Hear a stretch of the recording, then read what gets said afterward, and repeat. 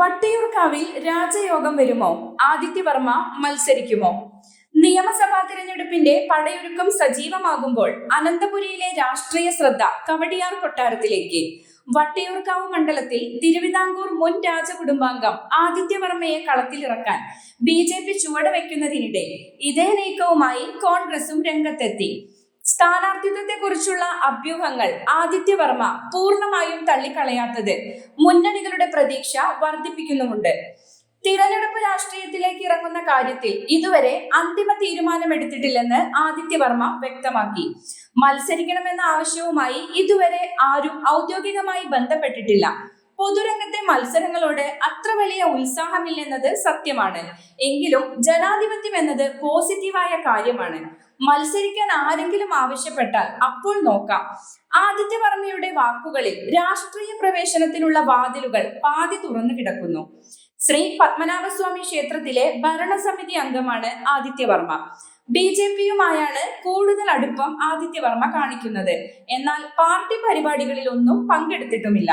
Cyber ഇടത്തിൽ രാജകുടുംബത്തിനെതിരെ ഉയരുന്ന വിമർശനങ്ങൾക്കും അടക്കം മറുപടി നൽകി കയ്യടി വാങ്ങിയ വ്യക്തിയാണ് ആദിത്യവർമ്മ.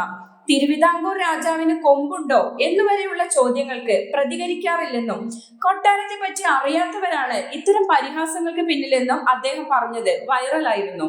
തമ്പുരാൻ എന്നത് ഒരു ജാതി പേരാണ്, രാജാവ് എന്നല്ല അതിനർത്ഥം. ആധാറിൽ പ്രിൻസ് ആദിത്യവർമ്മ എന്നുണ്ട്. അത് മറ്റാർക്കെങ്കിലും ഇഷ്ടപ്പെടാതിരിക്കുമോ എന്നറിയില്ല. കൊട്ടാരത്തിലെ പഴയകാല ഗാംഭീര്യമൊന്നും ഇന്നില്ല. മിക്ക സാധനങ്ങൾക്കും 60 വർഷത്തിലേറെ പഴക്കമുണ്ട്. ഒരു സാധാരണ കുടുംബം പോലെയാണ് ഞങ്ങൾ ഇന്ന് കഴിയുന്നത്. ഇതായിരുന്നു ആദിത്യവർമ്മയുടെ പഴയ പ്രതികരണം. അതേസമയം കോൺഗ്രസ് സ്ഥാനാർത്ഥി നിർണയത്തിനുള്ള സ്ക്രീനിംഗ് കമ്മിറ്റി നടപടികൾ വേഗത്തിലാക്കി. KPCC അധ്യക്ഷൻ സണ്ണി ജോസഫും പ്രതിപക്ഷ നേതാവ് VD സതീശനും ഉൾപ്പെടുന്ന സമിതി സ്ഥാനാർത്ഥി പട്ടികയ്ക്ക് അന്തിമ രൂപം നൽകും. വട്ടിയൂർക്കാവ് തിരിച്ചുപിടിക്കാൻ കരുത്തനായ ഒരു സ്ഥാനാർത്ഥി വേണമെന്നതാണ് നേതൃത്വത്തിന്റെ നിലപാട്. BJP ആദിത്യവർമ്മയെ സമീപിക്കുമെന്ന ഉറപ്പായ സാഹചര്യത്തിലാണ് കോൺഗ്രസും സമാനമായ ആലോചനകൾ നടത്തുന്നത്. പല പ്രമുഖരും സ്ഥാനാർത്ഥി പട്ടികയിൽ ഉണ്ടാകും. നിലവിലെ MP-മാരെ നിയമസഭയിലേക്ക് മത്സരിപ്പിക്കേണ്ടതില്ലെന്ന വികാരമാണ് സമിതി യോഗത്തിൽ ഉയർന്നു വരുന്നത്.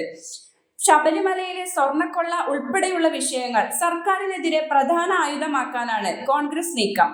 തദ്ദേശ തെരഞ്ഞെടുപ്പിലെ മികച്ച പ്രകടനം നിയമസഭയിലും ആവർത്തിക്കാനാകുമെന്ന ആത്മവിശ്വാസത്തിലാണ് UDF ക്യാമ്പ്.